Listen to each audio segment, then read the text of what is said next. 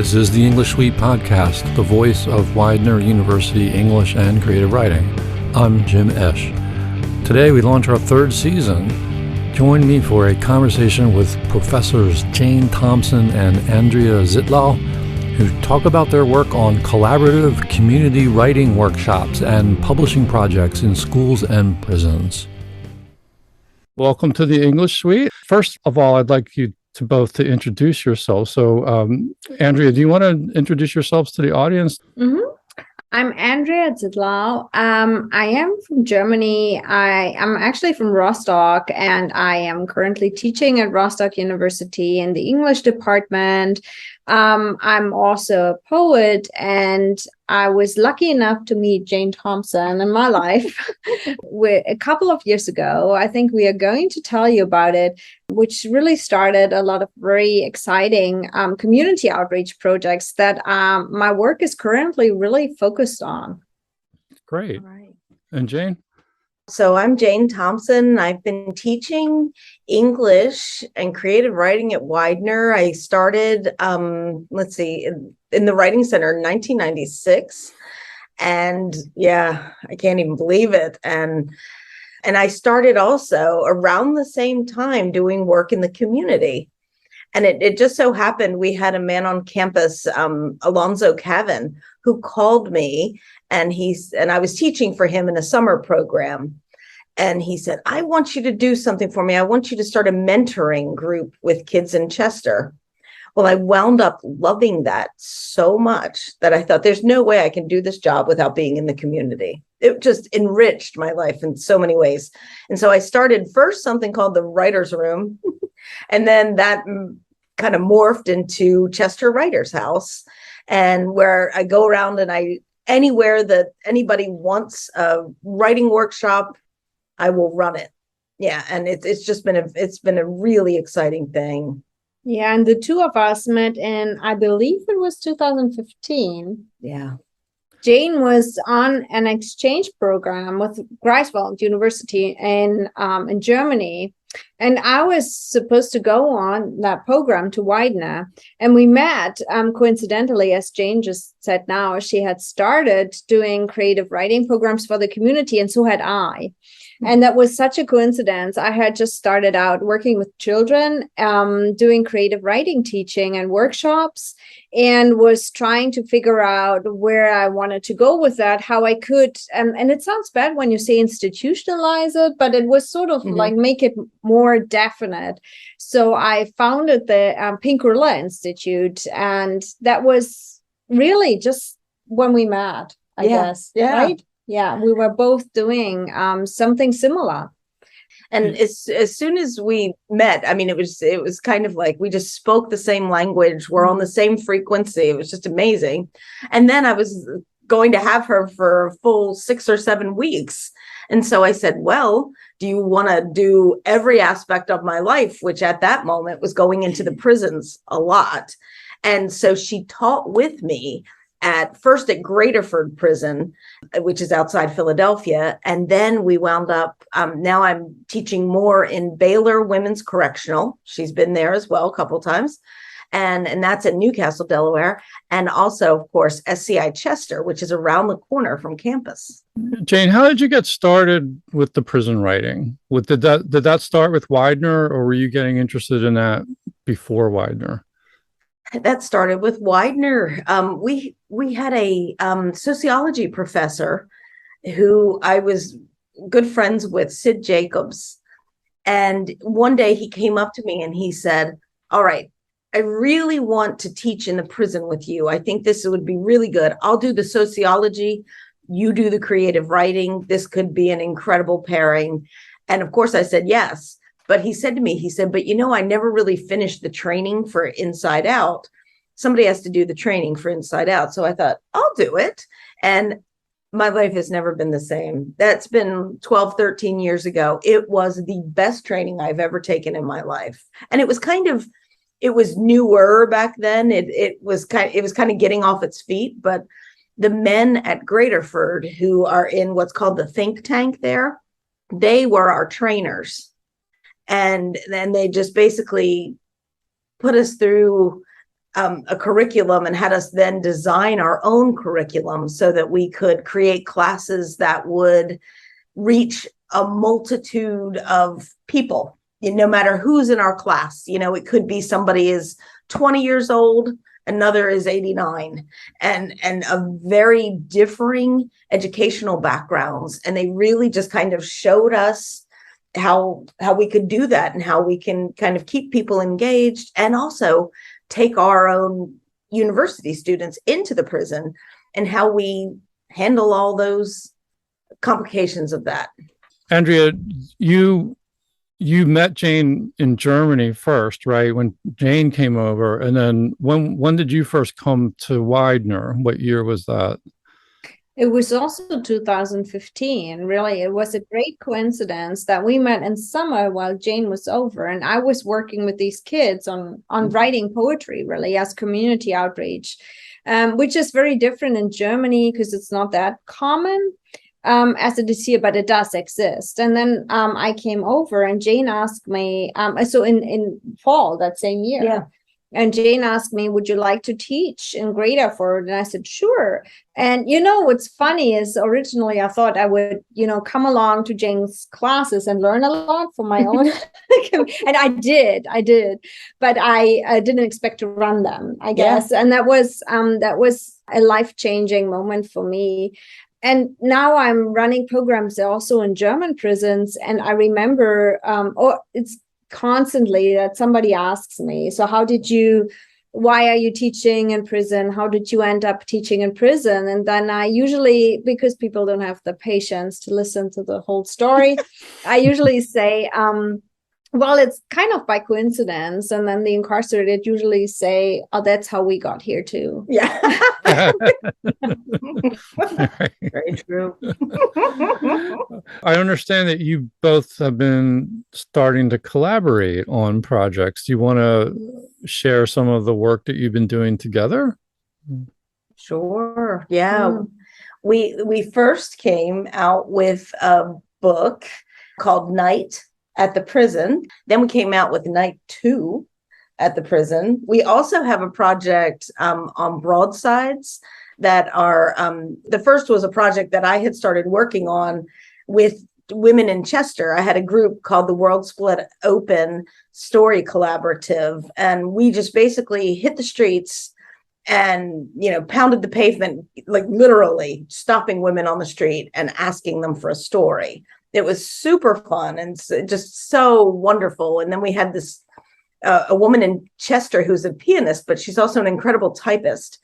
And she typed them all up for us, and the results were pretty amazing. And so we put them onto broadsides, and Andrea had fabulous ideas for it. And they're beautiful. Some of them are hanging right now in Chester City Hall. But they've been, because of Andrea, they've been all over the world. They've been, to Iraq and Hungary and Italy, and of course, Germany. And I'm probably forgetting. Yeah, I think she's a regular globetrotter. And so yeah, they've been all over. But we just finished, not that long ago, this book called Lighthouse Poems. And I was teaching a class, and actually in the class, Brenda Kusurka was in it, who's in our nursing program at Widener, and the then president of Widener, Julie Woolman. And she took the class too, inside the prison. I had been teaching poetry to, at first, a whole bunch of men who were really poetry reluctant. And they were, we were reading these poems, and then I was asking them to write something in response. But we realized quickly that we had some really good work. And I could share one with you. I was just going to ask you if you want to share some samples. And Andrea is already smiling because she knows which one I'm going to share. I love this poem so much. And I'll never forget the night that this man named Micah Cuffey came in with this poem. We massaged it. We worked on it, worked on line breaks, worked on all kinds of things with it. And I think it's beautiful. So this one's called The Chop Tank. We all remember when we lived in the old plantation mansion near the Chop Tank River, wind whistling through broken windows at night, stories of slave ships on the Chop Tank shrieking down the chimneys, the echoes of field slaves haunting the winter cold. We all remember the chop tank, the herring and carp we caught for dinner, playing the dangerous game of finding the drop-off, the stolen breath of Gregory Wise, young, daring, full of life, lost in the chop tank undercurrent. We all remember the chop tank, not too far from Tuckahoe, Maryland, the land that birthed Frederick Douglass, the swimming, giant tugboats, food, the river giving us sustenance, including the dream of the great ship gliding on the chop tank to spirit us from our daunting life, the imaginings of slaves long ago.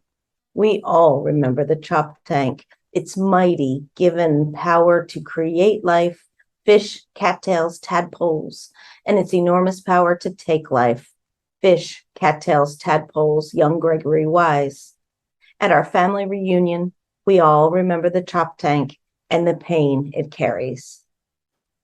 I loved that poem, and I loved Micah. Micah is a man in his 60s who is out now, which is wonderful. He's spent a lot of time in and out of prisons, and I don't think he knows just how good he is with language. He's incredible. I still, even just his stories, just the way that he would tell them in class, he was fabulous. That's a beautiful poem. And how did that poem start? It was in reaction to something you were reading in class? It was. Okay. Yeah, this one was in response to Etheridge Knight, which I always teach. Etheridge Knight's Belly Song. And it probably doesn't even sound like it's in response to that, but they all were doing something with the sea, because the poem mentions the sea, the sea that nearly swallowed you, nearly swallowed me, and all of this. And it's talking about this idea of nearly dying, either metaphorically or even physically. And he remembered Gregory Wise and said, yeah, this is so true. And then he started thinking about the fact that he'd grown up on the river, and it had been such a big part of his life. And he'd grown up so poor, and in this old plantation house that was ready to be torn down. And that's where they made their home. And so he decided, he's like, that's what I'm going to write about. I'm going to write about that time. And poor Greg, who drowned. Yeah. Mm.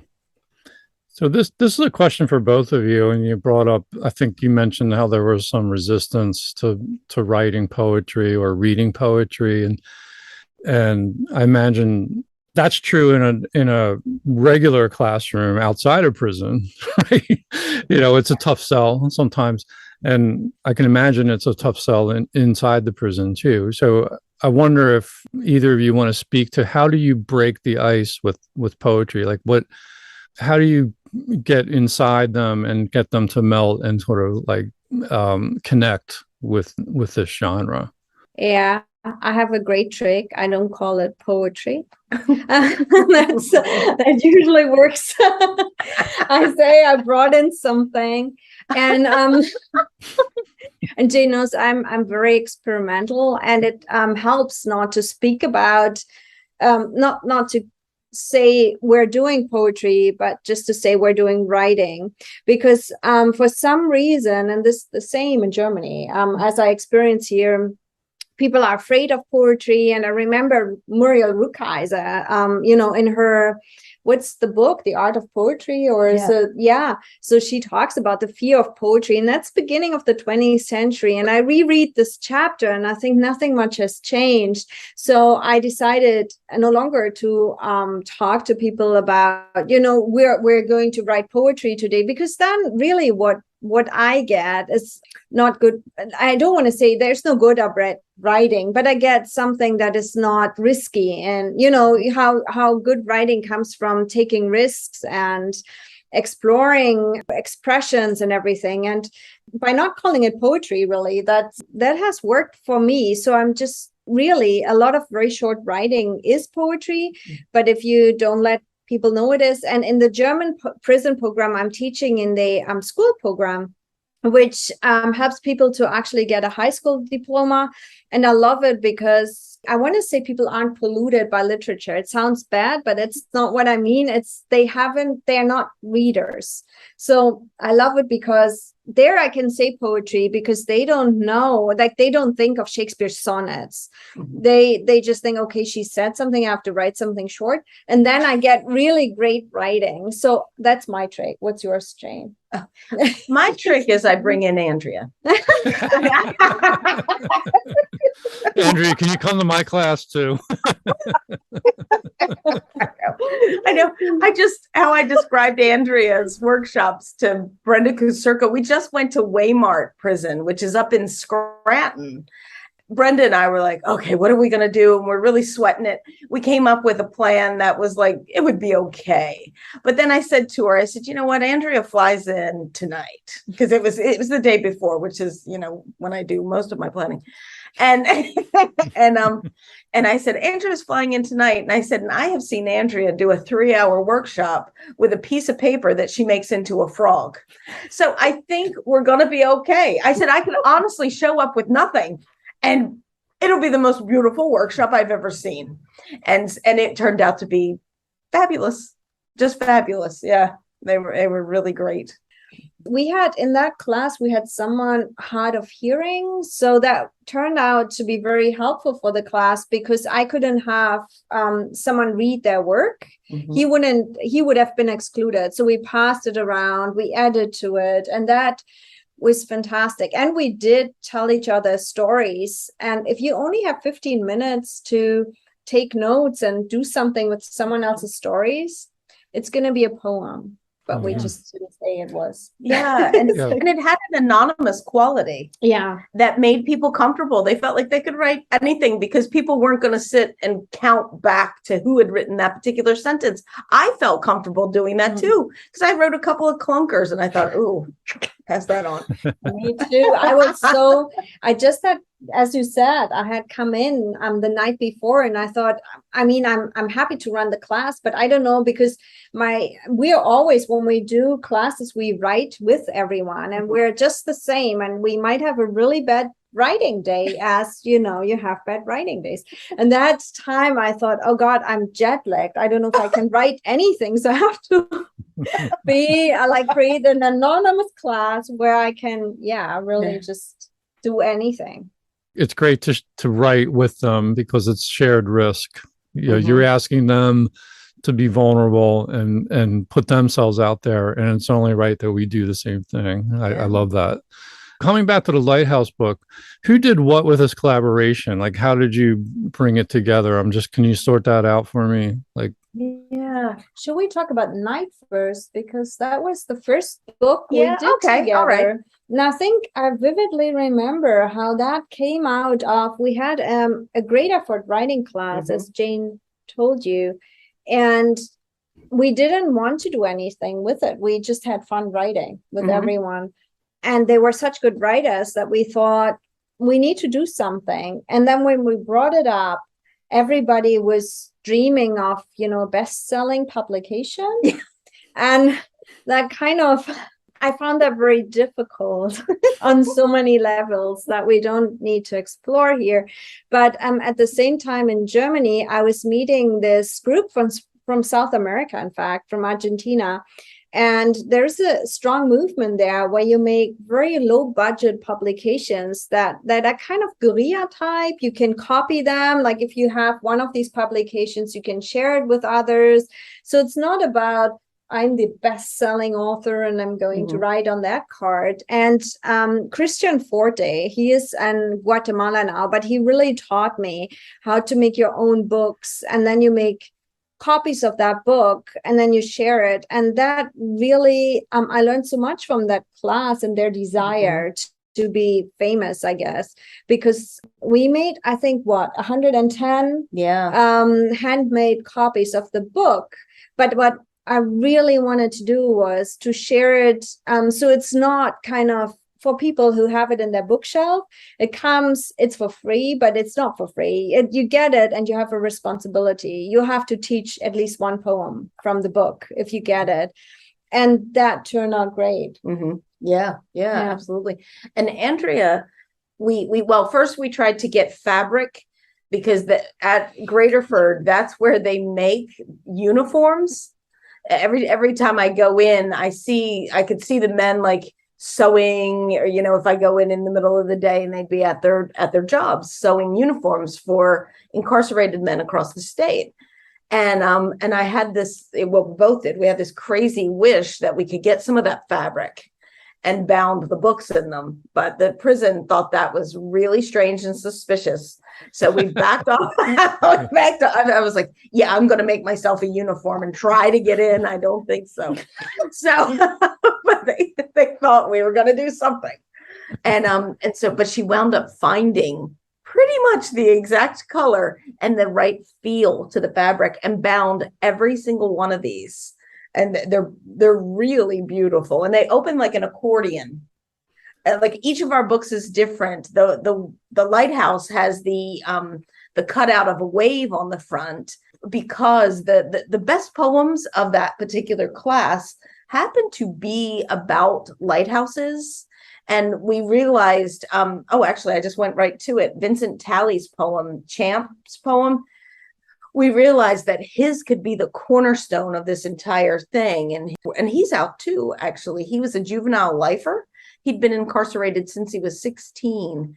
Man, this guy, he wrote this thing, and we went, yeah, this is it. This is the center. And then we chose poems from the class that I taught with. Oh, and Julie Woolman's in the book too. We're in the book because we participate right along, and Brenda Kusurka. So yeah, I guess, before you read it, I just wanted to say that at the core of our projects really are not to stigmatize incarcerated people, or kind of to put a spotlight on the fact that they are temporarily incarcerated, but really to have something that grows off of these writing classes. So we're always in the book, as well as other people like Brenda and Julie. So people who have been part of the class. So it's more about everyone who's been in the room, rather than, framing it as a prison poetry or something. Oh, absolutely. Yeah, I love picking these things up, and I hope they do too, because the minute I pick it up, I'm transported back to those days, actually nights in the classroom when we gathered these things. And I think about little wonderful things that happened and things that people discovered, and I love that. It's a record of the time. Jayne, are you able to get the book to the prisoners? Like, or can that become part of the prison library or something? Or yes, yeah, each of them gets a copy. Oh, that's at least great. one copy. Yeah, and then the prison library will have it. Administrators get a copy. They also, we can send it to other people as well, like family or something like that. Yeah, some of them really say, I really want my family to have it, or my aunt, or whoever was important in their lives. And we do send it. We have a small number of copies, but I feel that, small, what is small? I don't know, 70 or 110 we did the first time. And that really gets shared among people who then continue to share. Yeah. Oh, in fact, you know what? We gave them special ones too. There was a special edition in blue velvet. I don't know. It's kind of like our Elvis edition. Yeah. And the point really, because they got me thinking when the group was brainstorming about being best-selling authors, and we changed that. But at the same time, it got me thinking about, readerships and value. And we tried our best to give the book to educators, as I said, or artists. So we're going to do something with it. But then we also got it to the Pope, to Angela Davis, to, Claudia Rankine, to Sonia Sanchez. So we made sure, and each time one of the authors that actually our writing group could know, I sent them a letter and said, who has your book now? I'll have your poem. And that was important to us to kind of share it on that level. Yeah. And she did say the Pope. Did you hear back? Did you get an email? Not yet. But yeah, every time I say that to people, they're like, excuse me, I'm sorry, did you say the Pope? And I go, yes, I said the Pope. She sent it to the Pope and it got to him. Yeah. Well, I didn't send it because I was giving it to a library and in a Catholic school in Italy. As I said, the point is that people who want to have that book teach it. And so I gave it to these nuns and I explained what it was. And then they said, can we have a copy for Pope Francis? He loves that. And then I said, sure, will you get it to him? And they said, yes, we will. Is there anything else you want to read from the book? It could be by one of the prisoners or by either of you.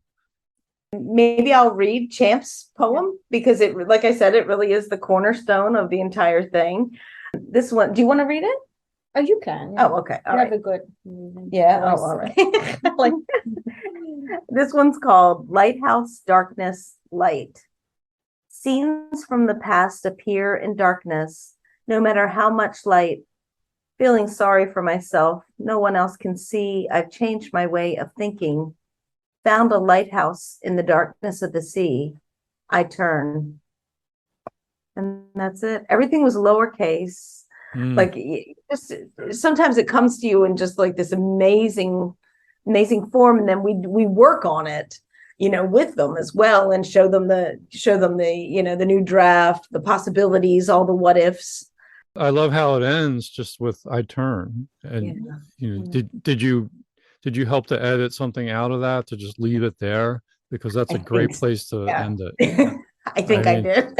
Yeah. but I do think it's kind of like how you work with any poem on this planet, right? If you're the editor, you make suggestions, you talk about it. It's not, a piece that you send off. And I think what I love about the Lighthouse pieces is that each one of them actually required a lot of correspondence, a lot of thinking, communication between more than one person. Yeah.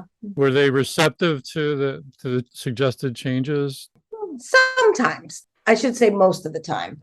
And sometimes they're like, oh my gosh, oh yeah. But then sometimes there's like just a few times we've had a little hesitation, like, I'm not sure. Because there's a tendency sometimes that's like, I think they want to make sure their point is really driven home. And I have to tell them, no, you really drove that point home without these lines that tell it. You really showed it. And then eventually, most people will come to see. But I remember, I think when Champ told me that, we had this conversation about, because I told him, I said, oh, this reminds me of Ursula Le Guin's The Wizard of Earthsea, which is a book that I really love. And he goes out on the water and he's being chased by his shadow and he has to turn to face it. And I do remember there was that idea of kind of like what Champ seemed to be saying in this poem is that he was out on that body of water and he had been chased by that shadow for years, but then he turned and was willing to say, yeah, back off, buddy. Which is, I think, a direct quote from Ursula Le Guin. That's great. So what's in the future for the two of you? Are you still going to be collaborating, or what's the plan going forward? Well, because COVID made it very difficult to have in-person classes, so we turned to doing correspondence classes and other correspondence community projects. And we have a number of pieces that we also will summarize and make it, again, kind of this art book type that I think works really well for us. Yeah, doing it this way.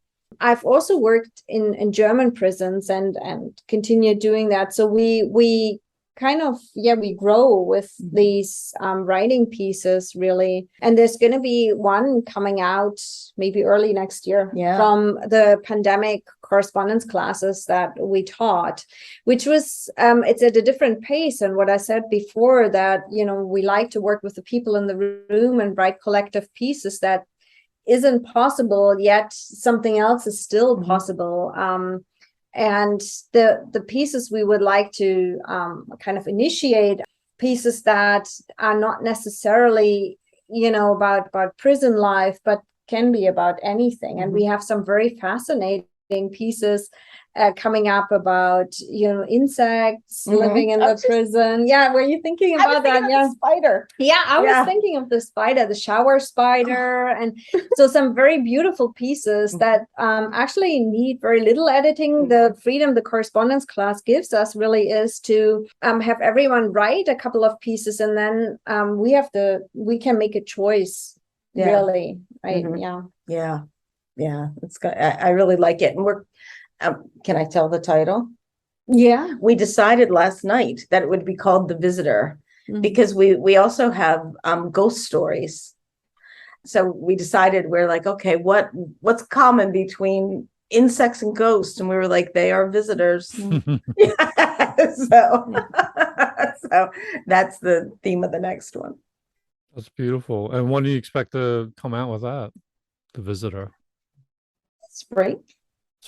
Yeah, I think the spring is going to be. So we're in the process of selecting the pieces, editing them, but that, as with any project, a book project, it takes time, especially since we depend on snail mail.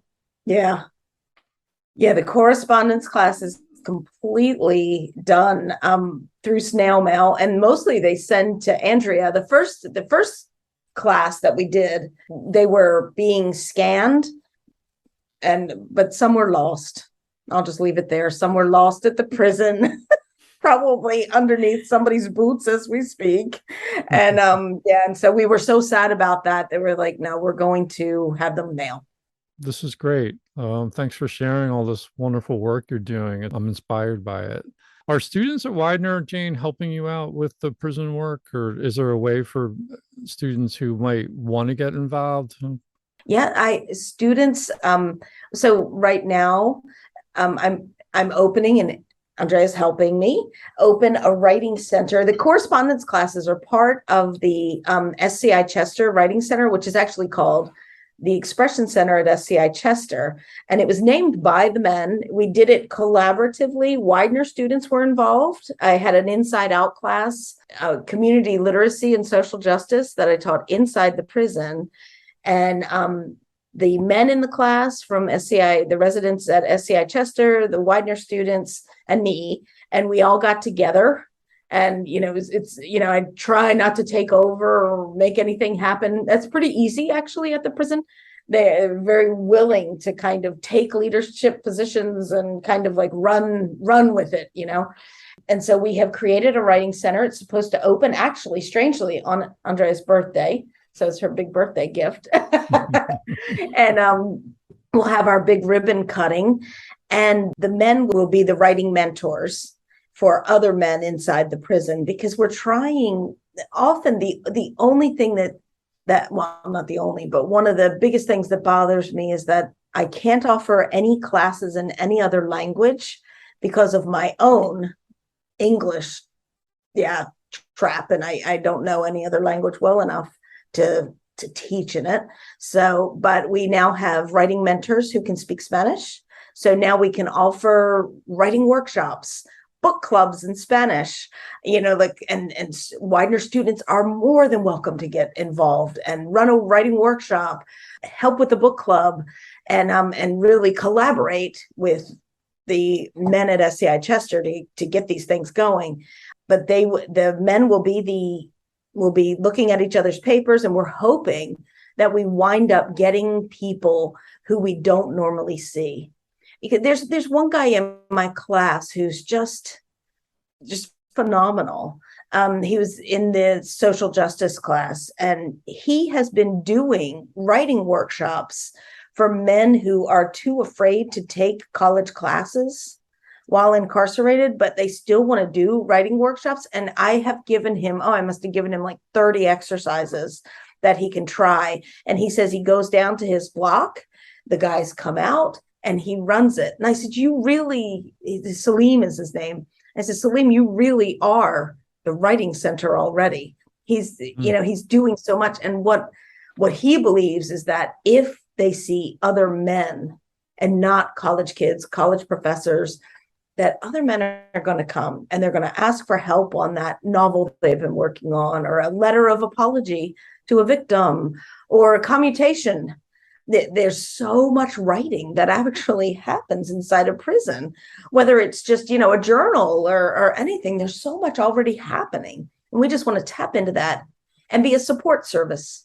I think we should add that we go in also to learn or to have, our own, I always write with the class, and I find the groups a very inspiring group, where some of my own best writing happens. And I also should add that the men who we keep in touch with who are out do continue to write. So it's not just, an escapist mode or something to pass the time, but it actually, and they produce a variety of writing of all kinds of different genres and popular writing that we continue to be in touch with and read each other's writing. So it really is a writing community. It really is. Yeah, it really is.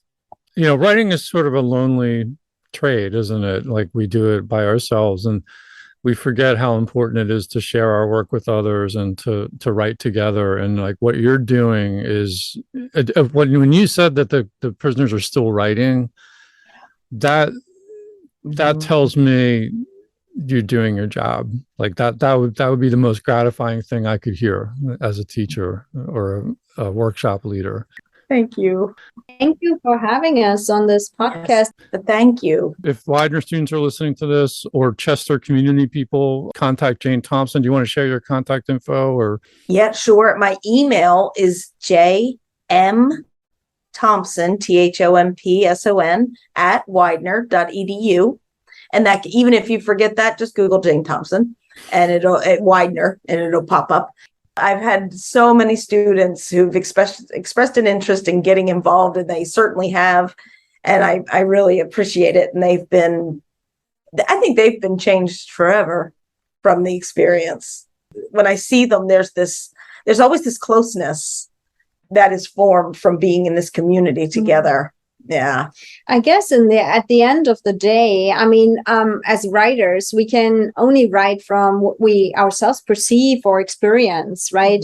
And that prison classroom has been just really life-changing also for my writing practice, because people there have very different kind of experiences. And it's not necessarily that they share what happened in their lives, but just being in the room with each other really changes the writing everyone produces. Yeah, it really does. Well, thanks again. I appreciate it.